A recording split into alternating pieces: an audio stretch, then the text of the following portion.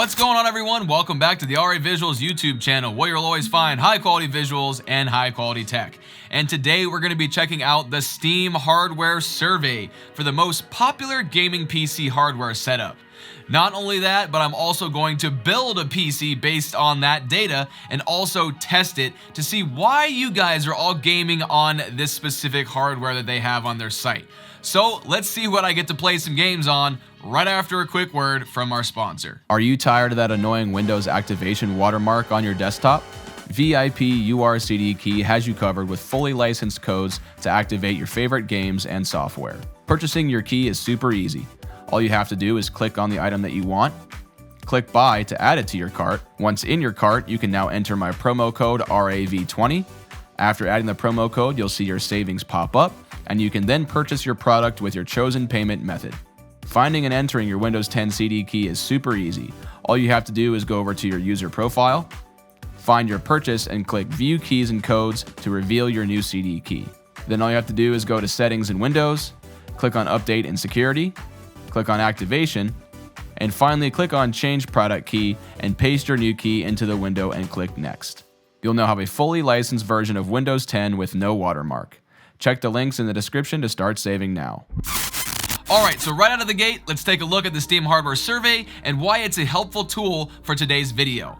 So if you're using Steam to play your games, which millions of gamers are, so probably you are able to participate in this survey by allowing Steam to collect data on the hardware you use to play your games. So this is really helpful because it gives a nice baseline for what the majority of gamers out there are using to play popular games these days. So the data we'll be using is from last year, 2022, and from what I've seen in past years before that, the hardware landscape has actually now changed quite a bit. So let's take a look at it. On the CPU side, things have finally changed from the usual 4-core up to a 6-core processor. And now this is probably due to the fact that some of the most popular and affordable gaming CPUs on the market right now have been bumped up to a 6-core processor. For example, the recent Ryzen 5s and the Intel i5s that all now have 6 cores in them.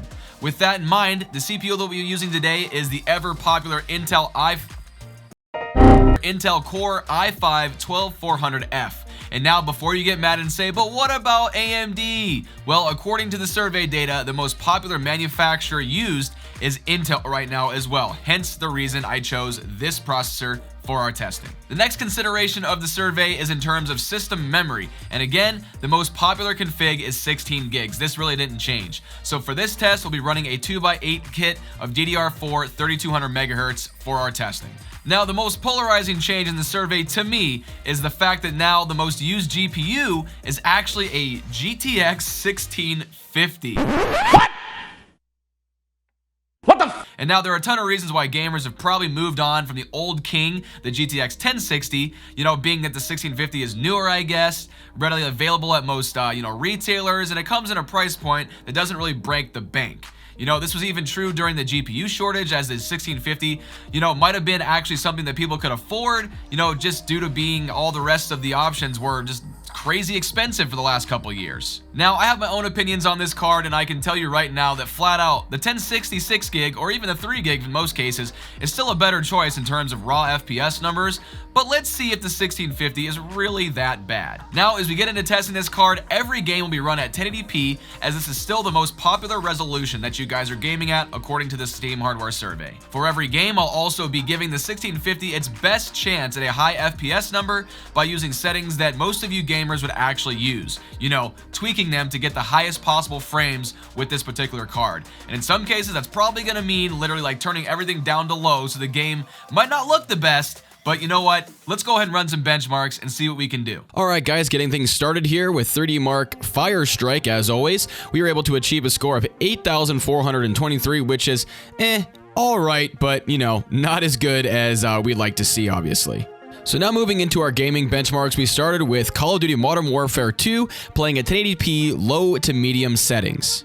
And now I tried every upscaler available to this card, including Intel XeSS, NVIDIA NIS, AMD FSR 1.0, and Fidelity FX CAS. And the one that got the most solid frame rates with the smoothest gameplay and actually looked the best to me was AMD's FSR 1.0. So this was able to give us easily a 10 FPS boost over any of the other ones, which gave us about an 85 FPS average when playing a small map like Shipment here in multiplayer. Then when you move over to Warzone, where there's a lot more on the screen and much larger map, we were able to achieve about an average FPS of 72. So we lost, a bit over 10 FPS there, but, for a larger map like this, I'd expect to see something like that. And now moving into Fortnite, where we were playing with pro settings, low everything basically with epic view distance. And guys, I absolutely went on a tear in this benchmarking run. I'm not sure what got into me, but I was able to end this run because of how smooth the gameplay was with, I think it was around 13 to 14 kills. And I actually ended up getting a victory as well. Not sure if I got a bot lobby or what, but man, did I actually have fun playing Fortnite and getting about 113 FPS average? Yeah. I honestly think I actually did. Moving over to Diablo 2 Resurrected, we played on the medium preset, again at 1080p, and we were able to muster up an average of 83 FPS throughout the entire benchmarking run. Now, in some areas, you do get a higher FPS, but I always like to test this area right here where there's a lot going on, a ton of character models on the screen, and I like to make sure I try to put a lot of effects on the screen to kind of give you the worst case scenario. So either way, 83 is still a great number to be playing this game with. Taking a look at another Blizzard game, we have Overwatch 2, and now we were able to get ourselves an average FPS of 132 throughout this entire run on the high preset with AMD FSR on once again. And as you can see, super smooth gameplay, didn't have any like crazy stutters, nothing like that, and I was able to just get in here and absolutely dominate once again. I seem to really like this game when I do my benchmark runs, and I think that's why I keep leaving it in there, because it's so much fun to play. Moving over to Apex Legends, now this is one of the games where I actually did have to pretty much put everything on low and fully optimize the game. But as you guys can see, it actually looks really nice on low settings. It didn't really affect my gameplay at all, and I was having a really good time, and we were still able to get ourselves a nice FPS of 112, which I think is more than acceptable. And even though we had to crank the settings down a bit, the GTX 1650 seemed to still hold its own in this game, which was really surprising. And now we're going to head into the heavier titles of our testing. So we're going to start out with Cyberpunk 2077, and now this one we set at medium settings with AMD FSR 2.1 because I thought I was going to be able to just squeak out 60 FPS, as the game does hit 60 and even over it in a lot of places, but when a lot of action is happening on screen, that's when you see the frames dip quite a bit, like when I'm shooting right there in the video. So we were able to muster out an average of 58 FPS between regular gameplay in the world and through the built-in benchmark. And this is one of those instances where if I would have set the settings maybe to the low preset, I might have actually been able to squeak out a solid 60 FPS while in game. Switching over to the Red Dead Redemption 2 built-in benchmark,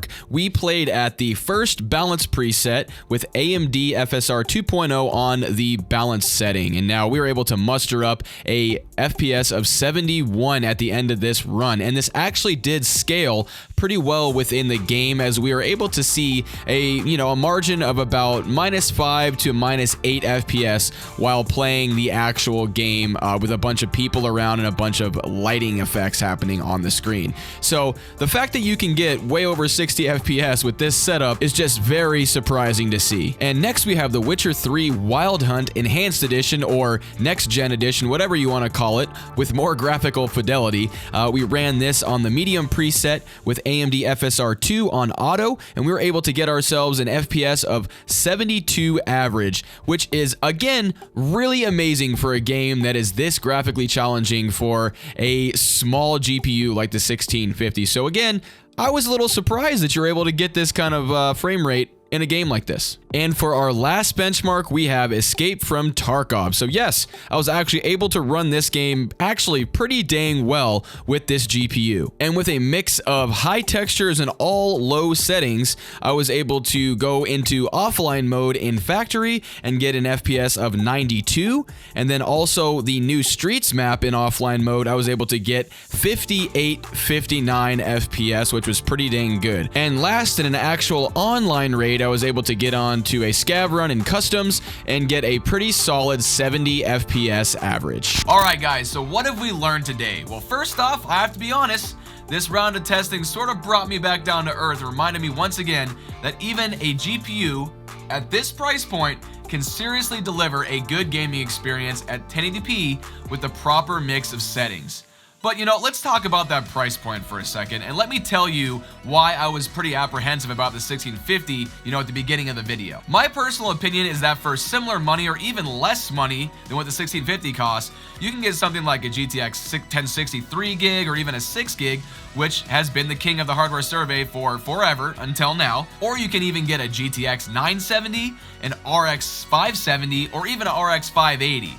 All of those cards can be found on the used market right now for $120 or less, and a lot of times they are less, and if you do a bit of haggling, you can get them for seriously cheap, guys. But if you're someone that is adamant on using a small card like the low profile 1650 that we use today because of space limitation, or even you don't want to use any power connectors, you might find that even the newer RX 6400 will actually perform pretty similarly. But that is a very cut down card, and I hate suggesting it, but it is meant to go into OEM systems, so if that's what you're looking to use it for, then that might be for you.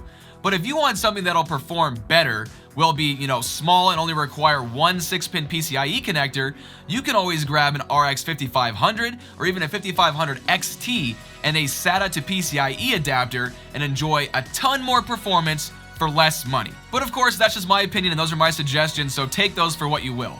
Now, if you're a gamer that happened to buy a pre-built or even a laptop with a 1650 in it, it really does seem like you should still be having a great gaming experience at 1080p and shouldn't really need to upgrade super soon because of features like AMD's FSR upscaler that really helps you net a lot more frames, and we saw this in a lot of my testing, and I was very shocked at the numbers we were able to get with this card.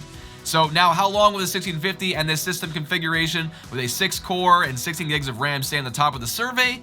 Well, I can see the 6-core and 16 gigs of RAM staying for a very long time, but the 1650, I honestly couldn't tell you, but I can't wait to see what happens in 2023. Maybe a new card will come and be the new king. Anyway, is there anything else you guys want to see me build or test? Let me know in the comments below. Also, don't forget to like the video and subscribe to my channel if you aren't already, and I'll catch you in the next video. See ya!